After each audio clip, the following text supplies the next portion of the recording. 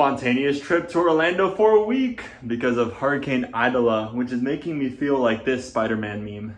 All right, people, let's do this one last time. And I'm saying that because we're basically getting a summer extended vacation because my first day of the semester, of the fall semester, was yesterday on Monday. FSU canceled classes today at noon. I attended one class in the morning, then went directly home, and then classes are canceled until Friday, and then Monday's Labor Day. So it's basically like we're starting this semester all the way in like September 4th or 5th, I think is the start date officially now. I guess next week is silly week because I still haven't attended a few of my classes yet.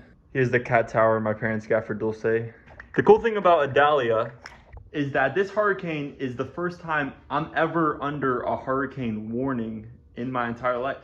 I'm the type of guy to track every single minute of the hurricane when it has a chance of coming to my area, whether that was Miami when I was growing up there or now in Tallahassee. So Ian was a complete bust for Tally last year. We actually missed 3 days of school, and Ian only brought us sunshine. Actually pulling in dry air into the system is actually pretty funny that way.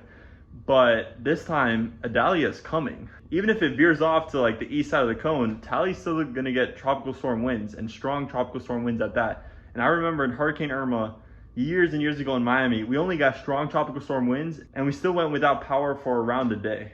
So I can put like a montage of all like the updates over the last 3 days of tracking, and just day after day, I've been like telling myself and others, we still can't rule out a direct landfall.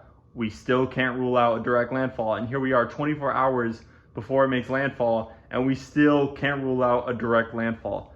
Thankfully, Tally's not really a coastal city, but it's not that much inland, and the system's moving fast. So there's a chance that I could go right over the FSU campus. And I'm not gonna check off my bucket list of running a mile in a hurricane while listening to Hurricane by Lin-Manuel Miranda while in the eye of a hurricane. Because Lewis and I, and maybe others, we're driving to Orlando right now to spend basically a week there. So it's a week spontaneous vacation in Orlando.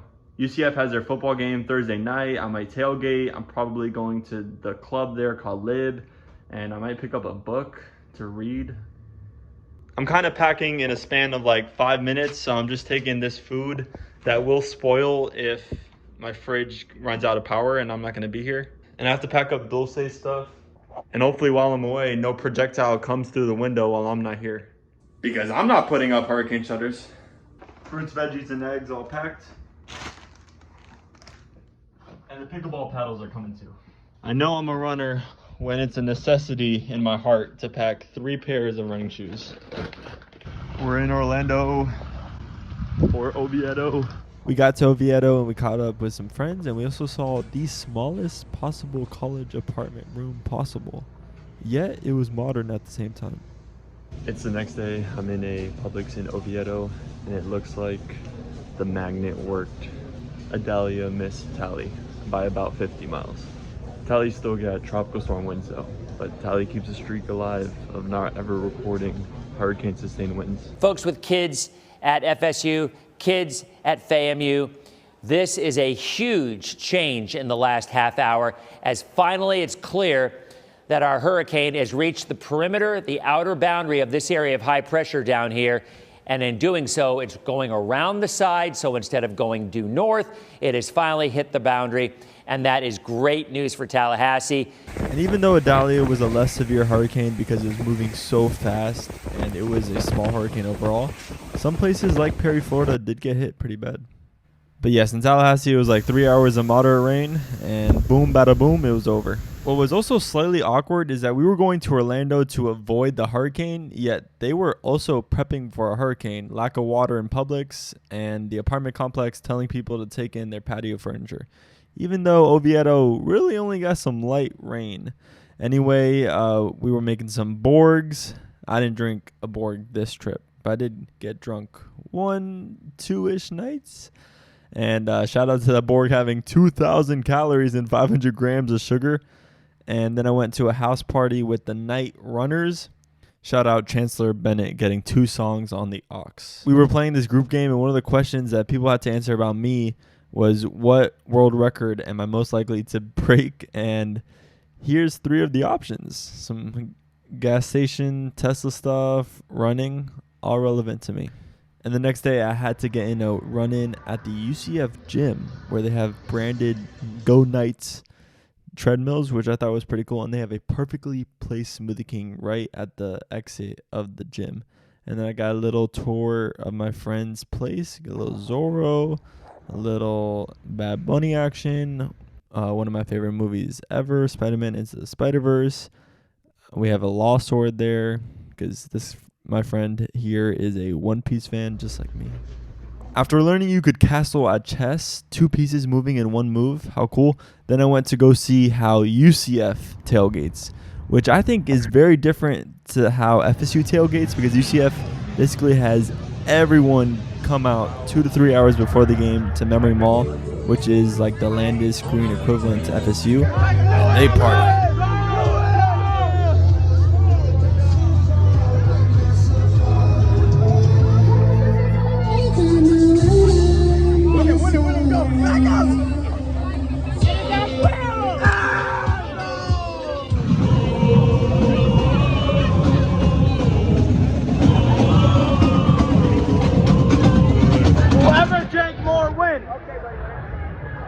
Tailgate's over. Now welcome to the Big 12. UCF football isn't as essential to their college experience as UF or FSU is, but charge on and screaming Knights during the national anthem. Go no!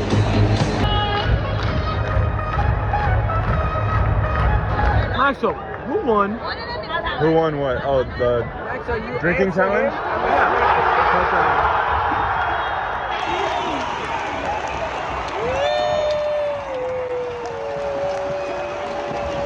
Rivian. I'm in the hard hat still. Got some compliments and considering overalls for the FSU games. UCF started school a full week before FSU, so they're already completely in on the homework. Shout out to SolidWorks. And the next 2 days, Friday and Saturday, were pretty chill. It was a Chili's type of day for the friend group. My first time going to Chili's in over a year since they shut down the one in Tallahassee. 21, can you do something for me? Buenos dias, mi dulcecita. I'm outside. I got to try Dave's Chicken for the first time, which is not a place in Miami or Tallahassee yet as of mid-2023. And yeah, we had some late nights. One time I went to sleep at around 5 a.m. Another night I went to a Wawa's to get a banana at 3 a.m. I learned that Deep Eddies is a alcoholic drink that I particularly like, especially the grapefruit flavor, and it's from Austin, so I could have Tito's and Deep Eddies and represent my Austin pride.